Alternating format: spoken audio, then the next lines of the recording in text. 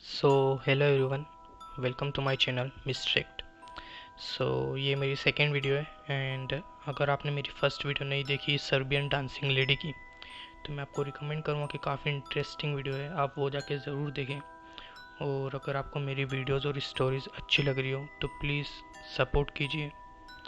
And आज की जो हमारी स्टोरी वो भी एक रियल लाइफ बेस्ड है, एक गांव की स्टोरी है बेसिकली।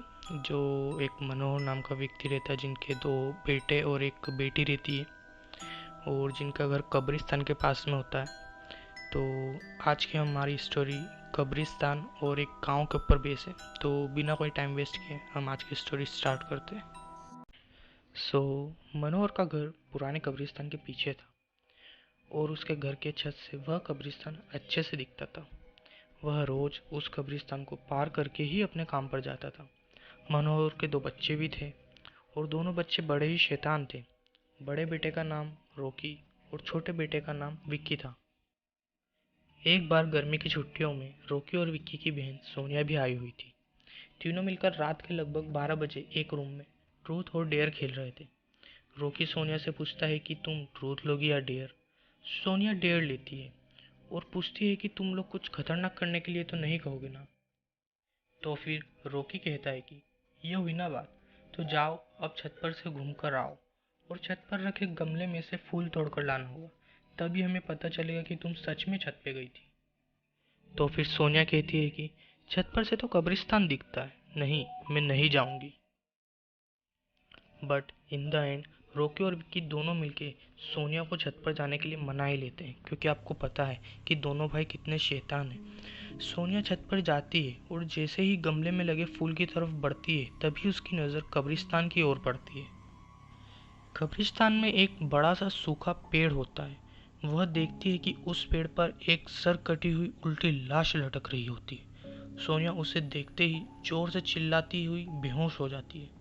फिर जब सोनिया बहुत देर तक छत पर से नहीं लौटती है, तो रॉकी और विक्की दोनों डर जाते हैं और वह छत पर जाकर देखते हैं तो पता चलता है कि सोनिया बेहोश पड़ी है। वो तुरंत मनोहर को बुलाते हैं और सारी बात बताते हैं। सारी बातें सुनकर मनोहर को बहुत गुस्सा आता है और वो गुस्से में तीनों को चिल्लाता है कि तुम तीनों को ऐसा खेल खेलने की ज़रूरत क्या थी। और रॉकी, तुम तो जानते हो उस कब्रिस्तान के बारे में कैसे कैसे खबरें आती हैं, फिर भी तुमने सोनिया को रात में छत पर जाने के लिए क्यों भेजा। तो फिर रॉकी कहता है कि सॉरी डैड, मुझसे गलती हो गई, हम आगे से ऐसा नहीं करेंगे। तो फिर मनोहर बोलता है कि और फिर कभी दोबारा ऐसा काम किया तो तुम दोनों को उसी कब्रिस्तान में छोड़कर आऊँगा। फिर वो सोनिया से पूछता है कि अच्छा सोनिया बेटी, ये बताओ तुमने वहाँ ऐसा क्या देखा कि तुम वहीं बेहोश हो गई। सोनिया सहमी हुई हालत में मनोहर को सारी बातें बताती हैं कि उसने वहाँ क्या देखा। मनोहर ने उस कब्रिस्तान के बारे में ऐसी खबरें पहले भी सुनी हुई थी, इसलिए वह सोनिया को डांटता नहीं है और बच्चों को संभल कर रहने की सलाह देता है। एक दिन मनोहर को काम से छुट्टी मिलने में देर हो जाती है और उस दिन उसे ऑटो भी नहीं मिलता है। वह पैदल ही घर की ओर चल पड़ता है। इधर विक्की और रॉकी दोनों आपस में बात करते हैं। रॉकी कहता है कि विक्की, तुम्हें क्या लगता है सोनिया ने जो कहा वो सच है। मुझे तो लगता है कि वो सिर्फ बातें बना रही है, वो उसका भ्रम होगा। विक्की कहता है अरे नहीं भाई, तुमने उसकी हालत देखी नहीं, एक दिन भी और यहाँ रुकने को तैयार नहीं हुई। मुझे लगता है कि उसने सच में कुछ देखा है। रॉकी कहता है चलो हम कब्रिस्तान में जाकर खुद ही देख लेते हैं। तो फिर विक्की कहता है अरे भाई, तुम पागल तो नहीं हो गए हो, मुझे अपनी जान बहुत प्यारी है, मैं नहीं जाऊंगा और तुम भी मत जाओ। विक्की के मना करने के बावजूद भी रॉकी नहीं मानता है और वह अकेले ही कब्रिस्तान की ओर चल देता है। कब्रिस्तान का दरवाज़ा खोलता है और अंदर चला जाता है। वह उस पेड़ की ओर भी देखता है जिस पर सोनिया को सर कटी हुई उल्टी लाश दिखी थी। रॉकी खड़े होकर उस पेड़ की ओर देखता है, तभी एक अदृश्य हाथ उसके पेड़ को पकड़ लेता है। रॉकी डर जाता है और जोरों से चिल्लाने लगता है कि बचाओ बचाओ, ये क्या हो रहा है, मैं अब यहाँ पर कभी नहीं आऊँगा, मुझे छोड़ दो। दूसरे कोने पर एक कब्र होती जो कि खुली हुई होती। वह अदृश्य हाथ रॉकी को खींचकर लाते हैं और उस कब्र में ढकेलने की कोशिश करने लगते हैं। तभी रॉकी चिल्लाता है कि छोड़ दो, मुझसे गलती हो गई, अब मैं यहाँ पर कभी नहीं आऊँगा।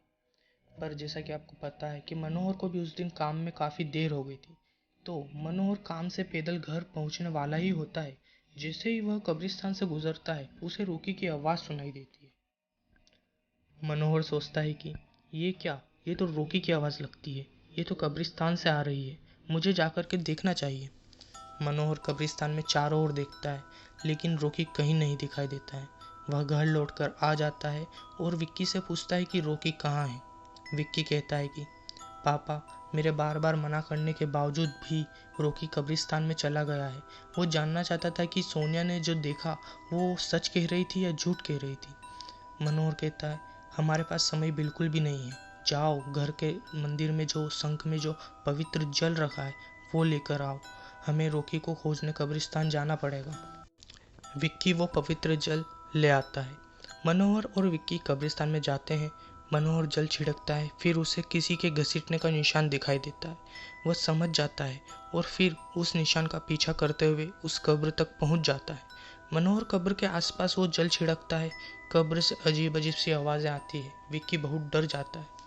मनोहर कहता है कि मुझे लगता है कि श्रापित प्रेत आत्माओं ने रॉकी को इस कब्र के अंदर कैद कर लिया है, हमें जल्द ही इसे निकालना होगा। तुम ये पवित्र जल आसपास छिड़कते रहो, इससे हमें वो प्रेत आत्माएं कोई नुकसान नहीं पहुंचाएगी। मैं कब्र को खोलने की कोशिश करता हूँ।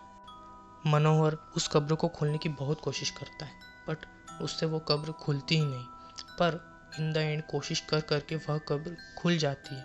उसके अंदर रॉकी बेहोशी की हालत में पड़ा होता है। मनोहर रॉकी को जैसे तैसे कब्र से बाहर निकालता है और हॉस्पिटल लेकर जाता है। उसकी हालत बहुत गंभीर होती है बट इन द एंड 2-3 हफ्तों के बाद रॉकी नॉर्मल हो जाता है। उस दिन के बाद से मनोहर उस घर को छोड़कर शहर से दूर एक दूसरे घर में अपने पूरे परिवार के साथ रहने चला जाता है और फिर गांव लौटकर कभी नहीं आता। सो गाइस, ये मनोहर और उसके परिवार की स्टोरी थी। आपको ये स्टोरी कैसी लगी? अगर अच्छी लगी तो लाइक ज़रूर कीजिए और आपका जो भी रिस्पॉन्स हो वो आप कमेंट में ज़रूर बताइए ताकि मुझे पता चले कि आपको किस टाइप की स्टोरीज़ अच्छी लग रही है।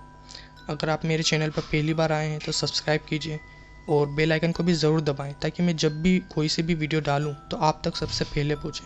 ये मेरा न्यू चैनल है और ये मेरी सेकेंड वीडियो थी, तो जितना हो सके सपोर्ट करो ताकि मैं ऐसे ही अच्छी अच्छी स्टोरी आपके साथ शेयर करता रहूँ। तो अभी के लिए इतना ही। Thank you so much for watching my video and अभी के लिए बाय।